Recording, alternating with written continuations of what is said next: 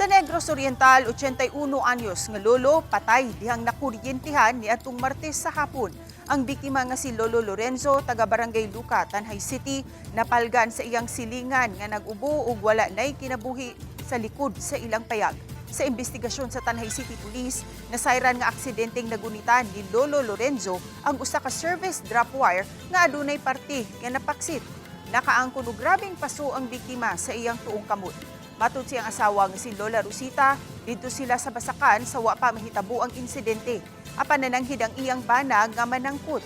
Naanda na usab ni Lolo nga maglaktod sa tangkungan likod sa ilang balay.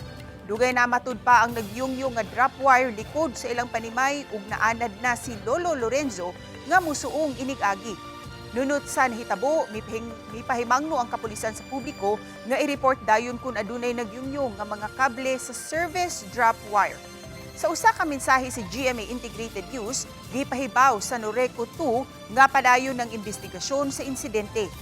Nabalhin na ang service drop wire ug ana-ana sa mas taas nga lugar.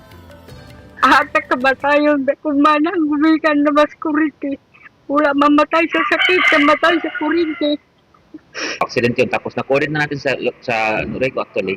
And then inayos na nila na wala nang ganong mangyari, wala na din maapektuhan sa wire na nangyari na love wire pa na doon sa Barangay Luca.